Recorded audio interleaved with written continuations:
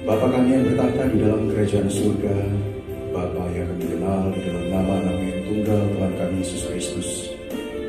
Sungguh kami bersyukur dan berterima kasih Tuhan atas penyertaan-Mu di dalam kehidupan kami sampai dengan saat ini. Kasih setia-Mu, anugerah-Mu, penyertaan-Mu, perlindungan-Mu, dan berkat-Mu selalu Kau nyatakan atas kami semua. Terima kasih Bapa. Terima kasih untuk penyertaan-Mu di dalam peristirahatan kami semalam. Kami semua boleh beristirahat dengan tenang, tidur dengan nyenyak, dan terima kasih untuk hari baru yang Kau berikan bagi kami semua. Saat ini Bapa, kami datang ke tempat ini. Kami datang beribadah kepada-Mu. Kami rindu untuk menaikkan pujian penyembahan kami. Kami rindu untuk mendengarkan kebenaran firman-Mu. Mari Bapa, Engkau sertai kami, Engkau pimpin kami. Roh yang kudus Engkau curahkan atas kami, menaungi kami semua. Sehingga kami semua boleh merasakan akan hadirat Tuhan turun di tempat ini. Lawatan Tuhan terjadi di tempat ini. Nama Tuhan ditinggikan dan dimuliakan. Terima kasih Bapa, terima kasih. Kami serahkan akan seluruh peribadatan kami pada pagi siang hari ini hanya ke dalam tangan kasih-Mu. Biar Engkau yang beracara di tengah-tengah kami, dan kehendak yang jadi atas kami, bukan kehendak kami. Terima kasih Bapa, terima kasih. Kami siap memuji-Mu di dalam roh dan kebenaran, hanya di dalam nama Tuhan kami Yesus Kristus. Setiap orang yang percaya bersama-sama katakan amin.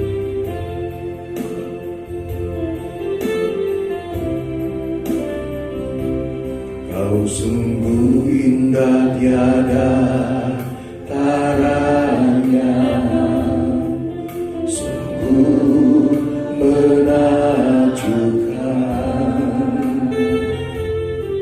sungguh ajaib untuk dimengerti.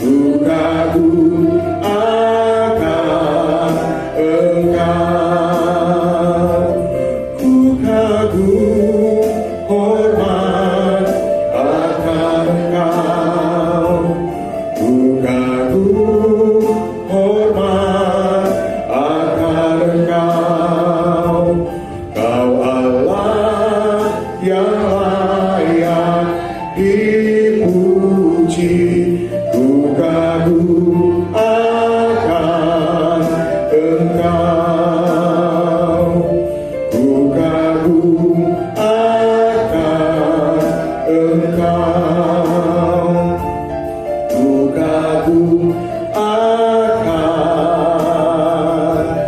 Engkau.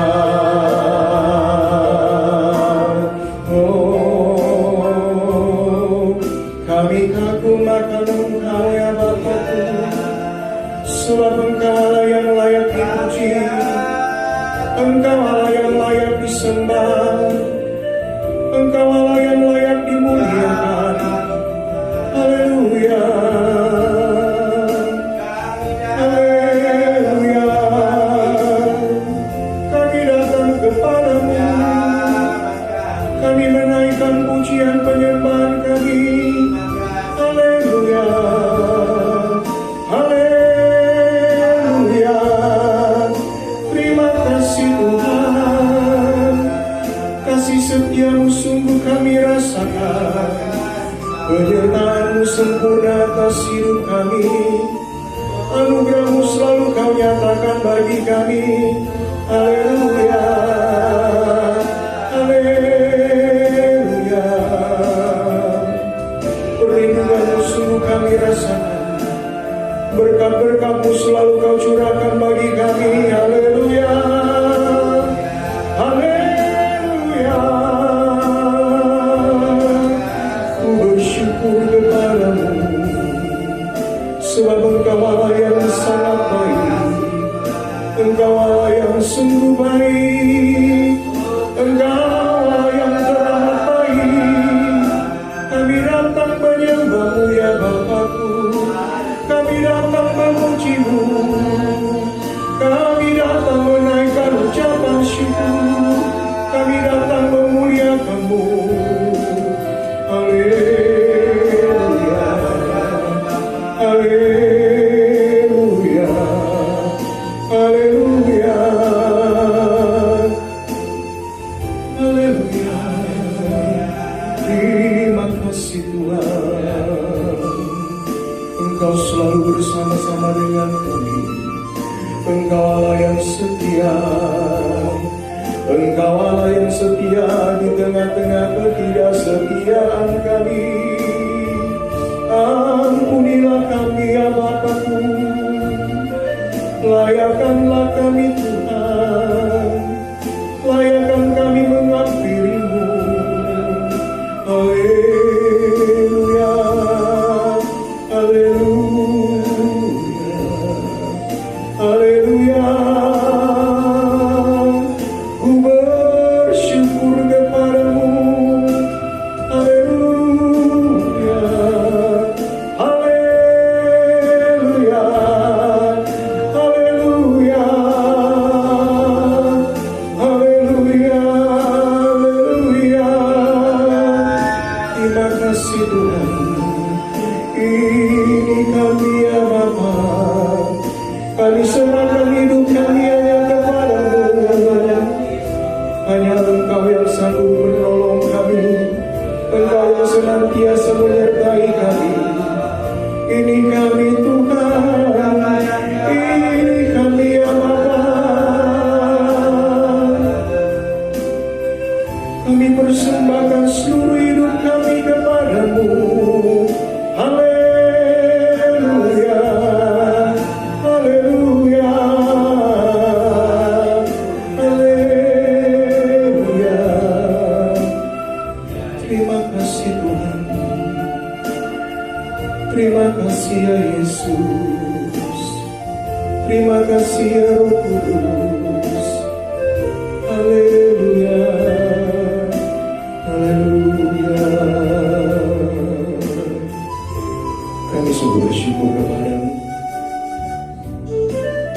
Kami bangga memiliki Allah seperti-Mu Bapa. Engkau Allah yang sungguh menyayangi kami. Engkau Allah yang senantiasa peduli akan kehidupan kami. Tidak pernah Engkau membiarkan kaki kami goyah. Di saat kami jatuh, Engkau mengangkat kami. Di saat kami putus pengharapan, Engkau berikan harapan terbaik bagi kami.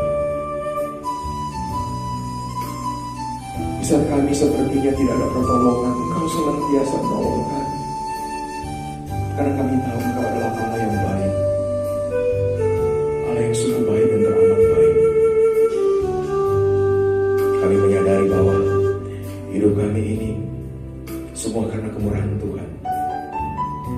Kami ada sampai dengan hari ini, itu semua karena anugerah Tuhan. Kebaikan-Mu sungguh nyata atas hidup kami ya Tuhan. Terima kasih Bapa. Terima kasih, terima kasih. Kami serahkan seluruh kehidupan kami hanya ke dalam tangan kasih-Mu. Biar Engkau yang berpengapa dalam kehidupan kami, dan kehendak-Mu yang jadi atas kami bukan kehendak kami. Terima kasih Bapa. Terima kasih Yesus. Terima kasih. Oleh karena kemurahan Tuhan, ku ada sampai hari ini.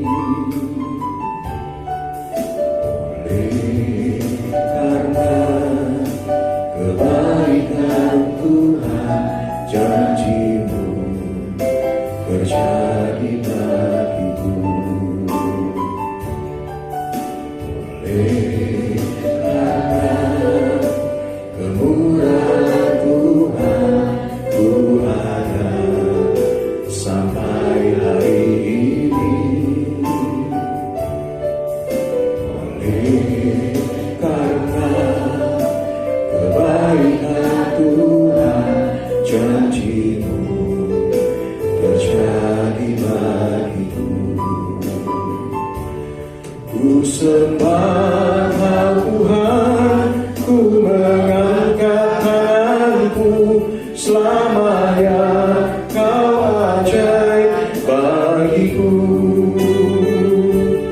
Ku sembah Kau Tuhan, ku mengangkat wajahku, selamanya Kau hebat bagiku.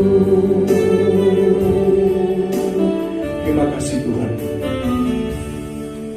Oleh karena kemurahan Tuhan, ku ada sampai hari ini.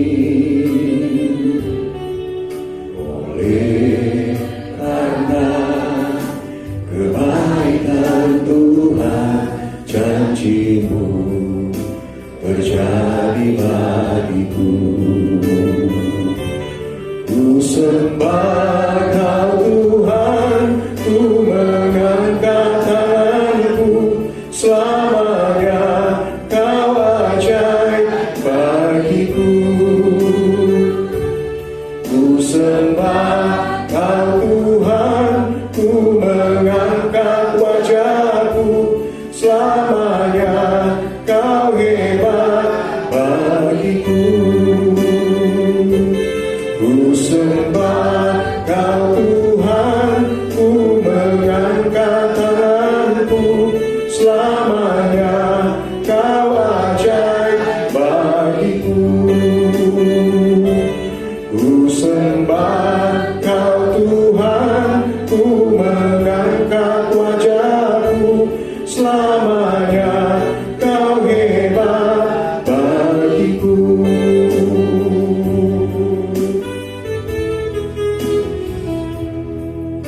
Oleh karena kemurahan Tuhan, ku ada sampai hari ini.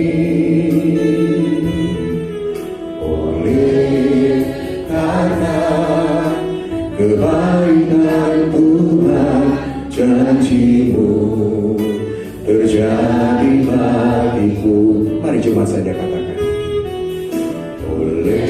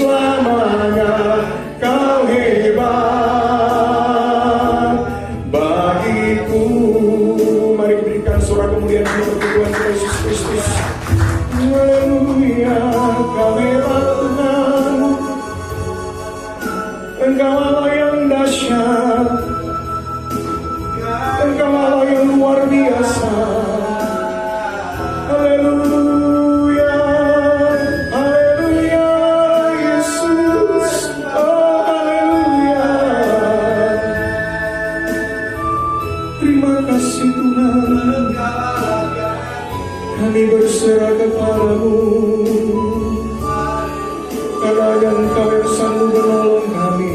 Haleluya, haleluya. Kami bawa seluruh pergumulan hidup kami hanya ke dalam tangan kasih-Mu, karena kami yakin dan percaya Bapa, hanya di dalam tangan kasih-Mu kami boleh mendapatkan kesembuhan, kami boleh mendapatkan jalan keluar, kami boleh mendapatkan pengharapan, dan kami boleh mendapatkan kehidupan yang kekal bersama-sama dengan Engkau nanti.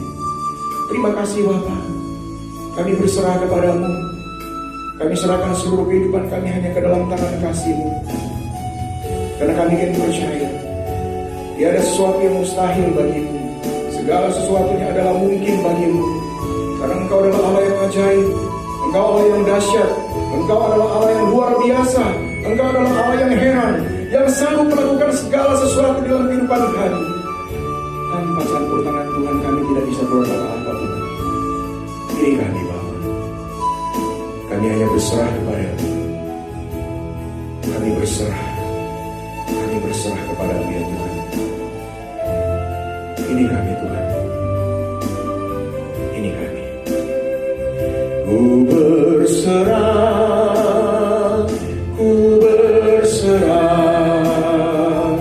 Tuhan pegang seluruh hidupku. Ku berserah,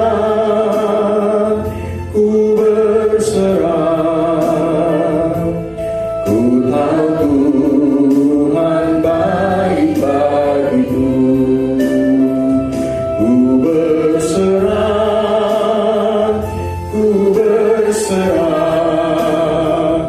Tuhan pegang seluruh hidupku. Ku berserah, ku tahu Tuhan baik bagiku.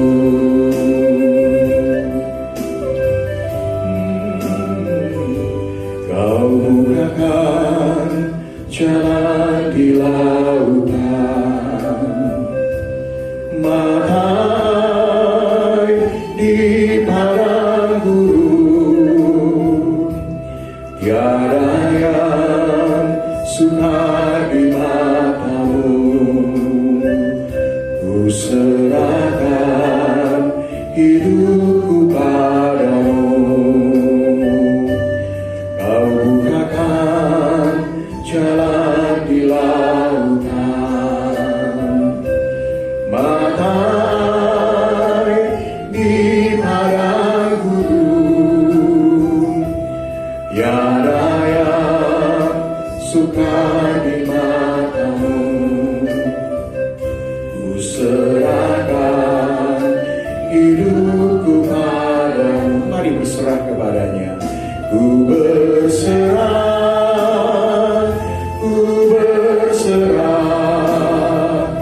Tuhan pegang seluruh hidupku. Ku berserah,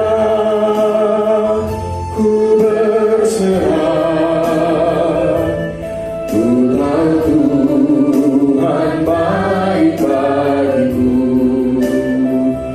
Ku berserah,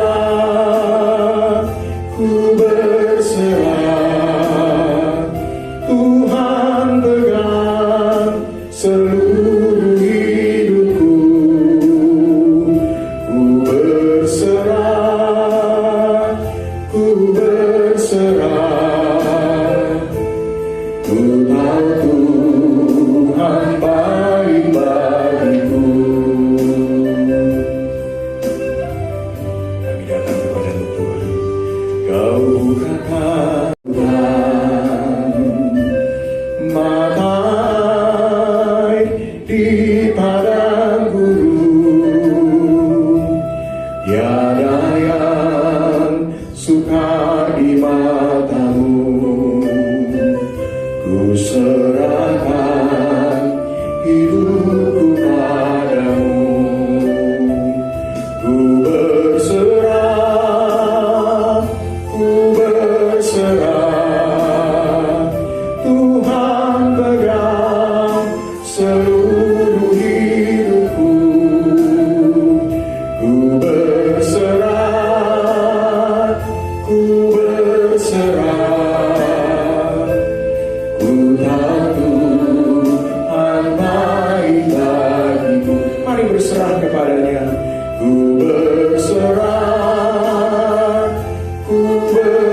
berserah. Saya cukup jemaat sekali itu bangkit berdiri.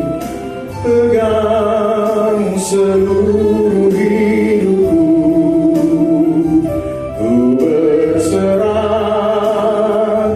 ku berserah. Ku tahu Tuhan baik bagiku. Sekali lagi katakan ku berserah. Ku berserah, ku berserah. Tuhan pegang seluruh hidupku. Ku berserah pada kehendak-Mu. Ku tahu Tuhan baik bagiku. Ku tahu Tuhan baik bagiku.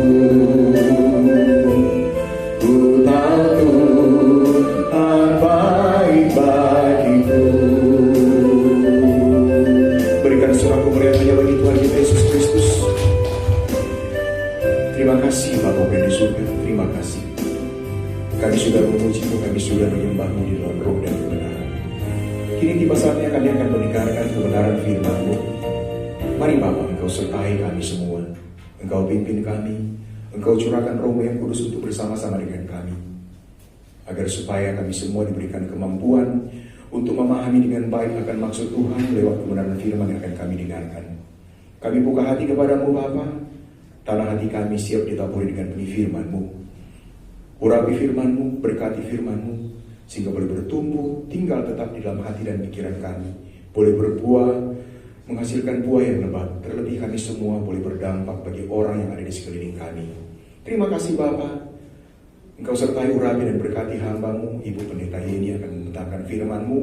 Mari Bapa, sembunyikan dia di balik salib-Mu. Urapi setiap kata yang keluar dari mulut bibirnya adalah kata-kata surga yang berasal daripada-Mu saja, yang akan memberikan kami kekuatan di dalam menjalani akan kehidupan kami, dan selalu kami berlandaskan akan daripada firman-Mu. Terima kasih Bapa. Kami siap untuk menerima firman-Mu hanya di dalam nama Tuhan kami Yesus Kristus. Setiap orang yang percaya bersama-sama katakan amin. Silakan duduk. Shalom, selamat siang. Ya, puji Tuhan kalau sampai saat ini kita boleh diberikan kesempatan untuk datang kepada Tuhan. Bahkan kita boleh menikmati kekuatan anugerah yang Tuhan berikan kepada setiap kita. Karena sampai hari ini kita boleh ada, itu karena kasih Tuhan, amin. Sampai hari ini kita boleh menikmati setiap pemberian daripada Allah, bahkan anugerah kesehatan dan sejahtera yang Tuhan berikan kepada setiap kita. Bahkan kita percaya kita adalah milik Tuhan, dan apa saja yang Tuhan beri, saya percaya pasti Tuhan berikan yang terbaik. Kita akan langsung melihat firman Tuhan. Kita buka satu ayat di dalam Amsal pasal yang keempat, sesuai dengan pengumuman tema kita hari ini, kau di hatiku. Seperti orang pacaran saja ya. Biasanya kalau anak muda, kau di hatiku. Tapi kalau sudah menikah, kau jauh-jauh. Itu gimana? Ya, kita perhatikan firman Tuhan dalam Amsal pasal yang keempat, ayat yang ke-23. Ya, saya akan bacakan bagi kita pada saat ini. Jagalah hatimu dengan segala kewaspadaan, karena dari situlah terpancar kehidupan. Hati manusia itu tersimpan di dalam. Berbeda dengan organ tubuh yang lain. Kalau tangan di luar, telinga di luar, ya, mata di luar, kaki di luar. Tapi ternyata hati itu bagian organ tubuh yang ada di dalam. Tapi kok kenapa Tuhan katakan jagalah hatimu dengan segala kewaspadaan, karena dari situlah terpancar kehidupan. Kalau Tuhan sampai bilang berwaspada, berarti itu sangat berbahaya, perlu dijaga. Memang benar, hati ini sangat rawan. Kalau orang sakit kepala, ke dokter ada obatnya. Tapi kalau orang sakit hati, ke dokter ada obatnya enggak? Enggak ada. Yang ada hanya suruh istirahat yang banyak, suruh tenang. Enggak ada obatnya. Benar. Ternyata di dalam firman Tuhan, hati juga dibagi atas beberapa bagian.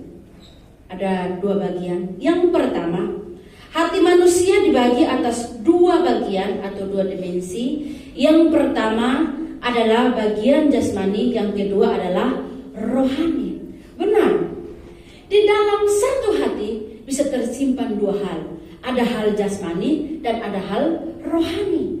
Kalau rohaninya lebih mendominal, maka saya percaya perilakunya ada kasih, ada kebenaran, ada kesetiaan, ada kelemah lembutan. Tetapi kalau bagian kepada jasmani melebihi daripada rohani, saya percaya pasti orangnya keras, susah dibilangin, ngomongnya juga kata-katanya kasar, menyakiti orang lain, atau mungkin juga perilakunya tidak benar.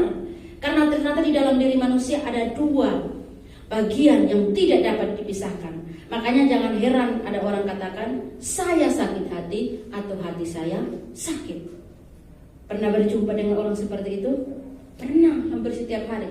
Dan ternyata orang yang mengalami seperti itu, mungkin dia keadaannya sedang tidak baik, atau hatinya mulai tergores, atau hatinya mulai terluka, ataupun hatinya mulai tersakiti. Atau mungkin dia sedang kecewa, putus asa, marah, dendam. Jadi hatinya sedang tidak menentu.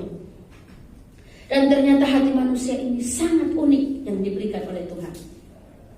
Pernah merasakan gak? Kalau hati ini bukan buatan tangan Tuhan, gak tahu hati kita jadi apa. Saat kita melihat orang lain marah kepada kita, saat kita melihat keadaan yang seolah-olah tidak ada keadilan di sana, pasti kita gampang sakit, gampang kecewa, gampang pudar, gampang lemah. Bahkan mungkin hati kita juga tidak akan pernah menyimpan janji Tuhan. Kita nyanyi, iya hatiku percaya, hatiku percaya. Tapi ketika keluar dari pintu gereja, sekarang belum musim hujan. Kalau di saat musim hujan, kecipratan air hujan, apa yang keluar? Hanya Tuhan yang tahu, ya. Saya pun tidak tahu. Coba kita koreksi hati kita. Apa yang hari ini ada di hati kita? Kadang-kadang, maaf, kalau keadaan kita baik saja, kita bersuka cita, kita diberkati, keadaan kita aman, tenang, damai, sejahtera.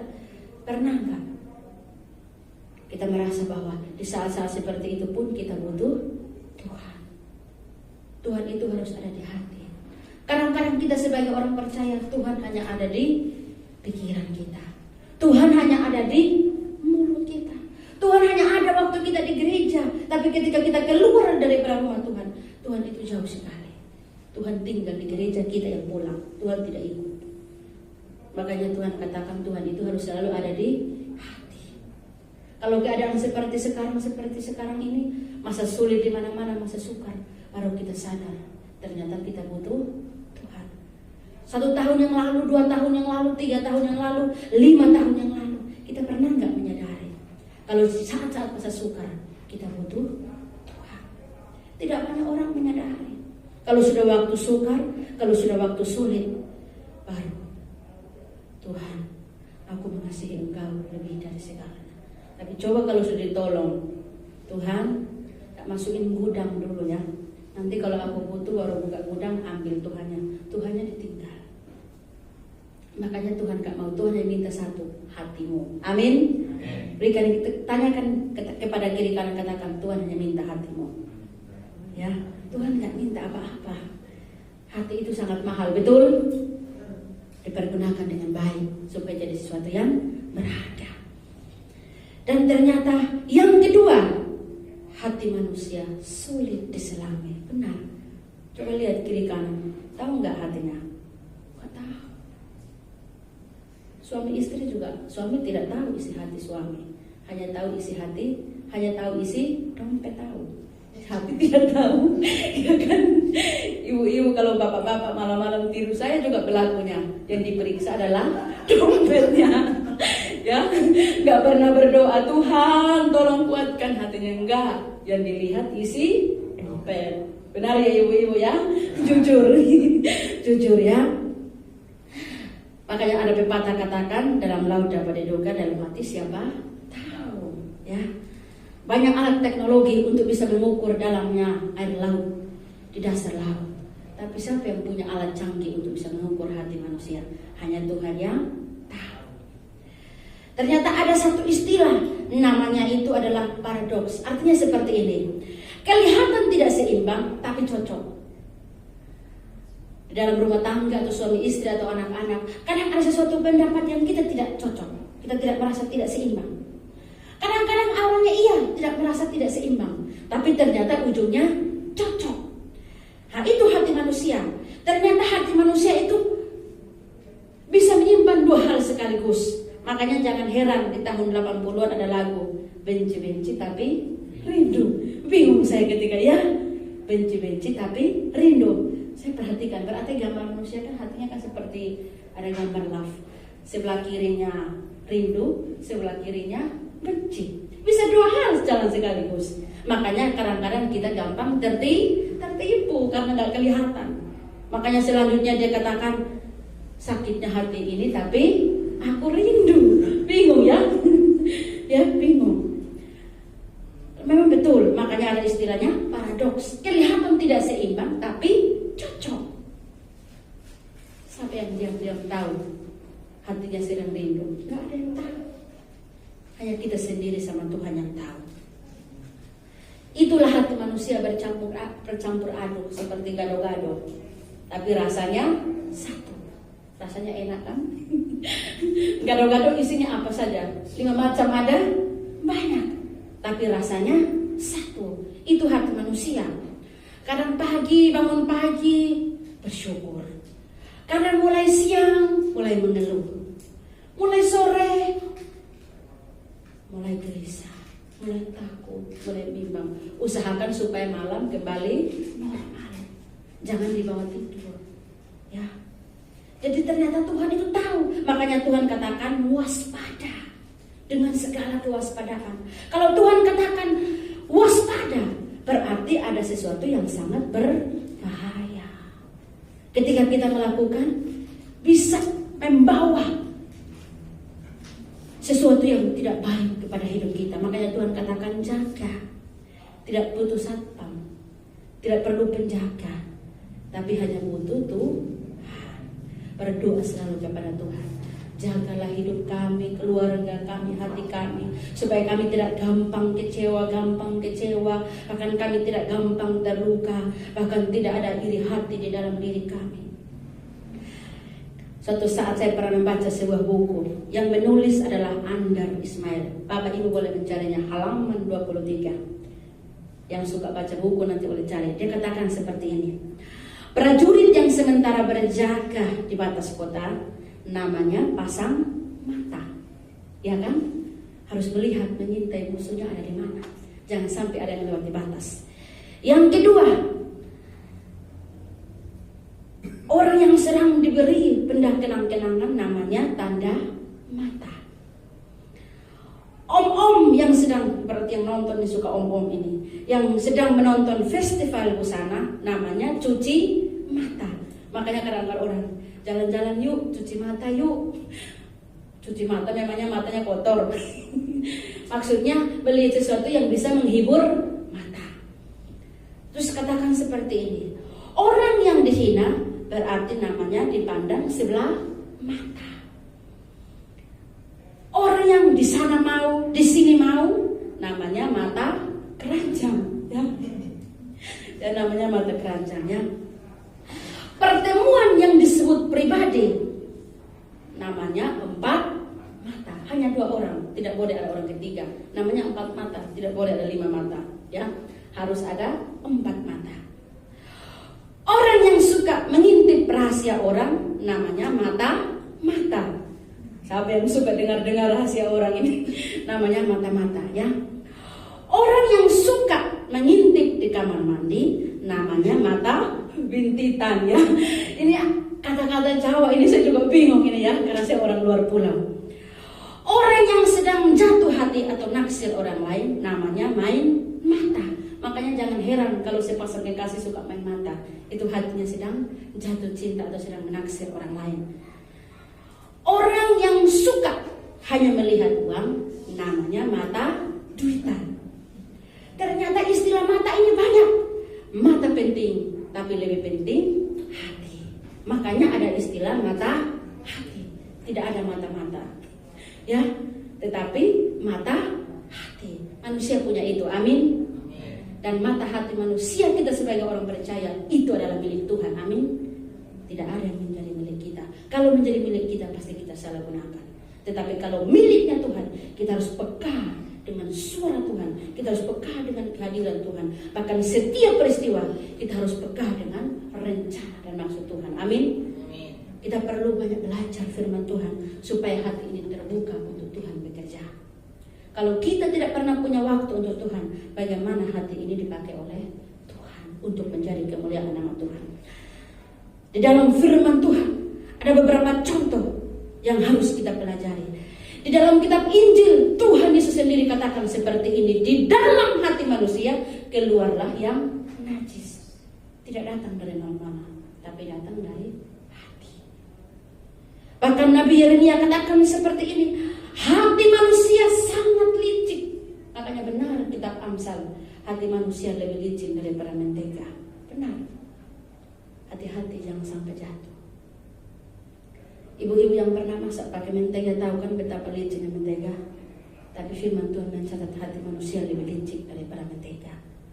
Kita harus, makanya firman Tuhan harus cerdik seperti ular dan tulus seperti merpati supaya tidak gampang tertipu.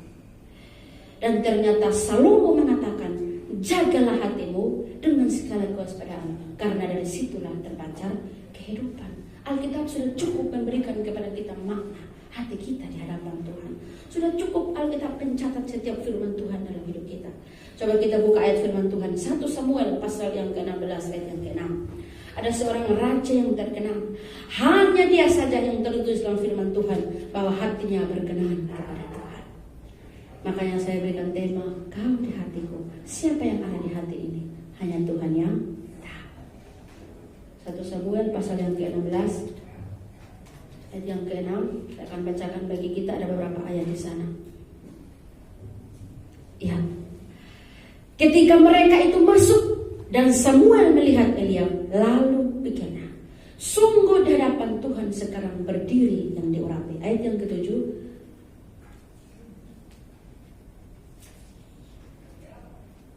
Ayat yang ke-7. Tetapi berfirmanlah Tuhan kepada Samuel, janganlah pandang parasnya atau perawakannya yang tinggi, sebab aku telah menolaknya. Bukan yang dilihat manusia, yang dilihat Allah. Manusia melihat apa yang dilihat mata, tetapi Tuhan melihat hati. Ayat yang ke-8. Lalu Isai memanggil Abinadab dan menyuruhnya lewat di depan Samuel. Tetapi Samuel berkata, orang ini pun tidak dipilih Tuhan. Ayat yang ke-9. Kemudian Isai menyuruh Syama lewat, tetapi Samuel berkata, orang ini pun tidak dipilih Tuhan. Ayat yang ke-10. Demikianlah Isai menyuruh ketujuh anaknya lewat di depan Samuel, tetapi Samuel berkata kepada Isai, semuanya ini tidak dipilih Tuhan. Ayat yang ke-11. Lalu Samuel berkata kepada Isai, inikah anakmu semuanya? Jawabnya, masih tinggal yang bungsu, tetapi sedang menggembalakan kambing domba.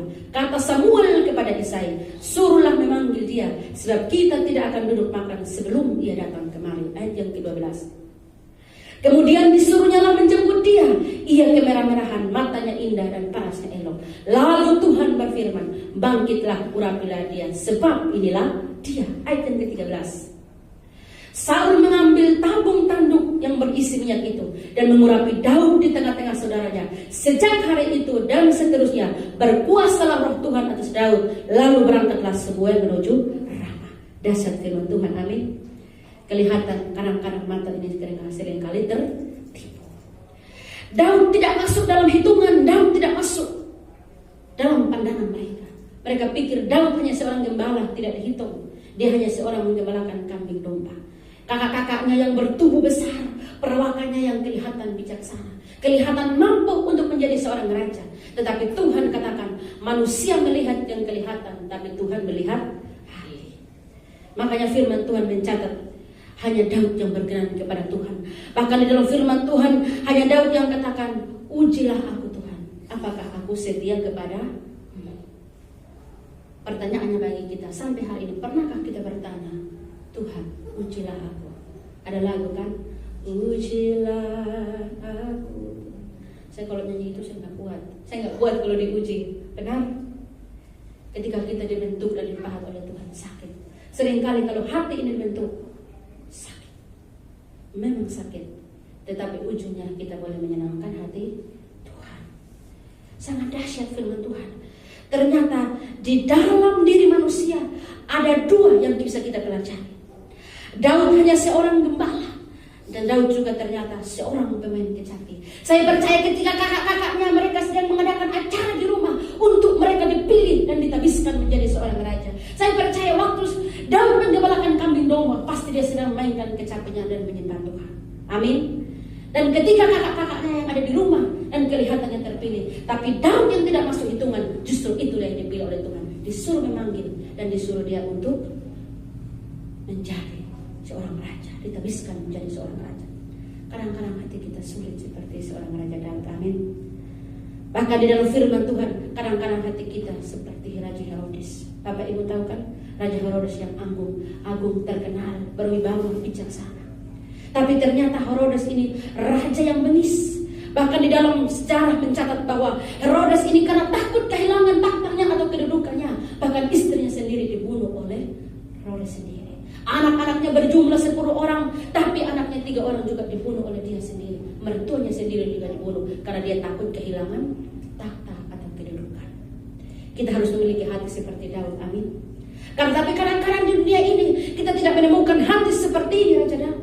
Tapi yang sering kali kita temukan hati seperti Raja Herodes yang jahat. Benar.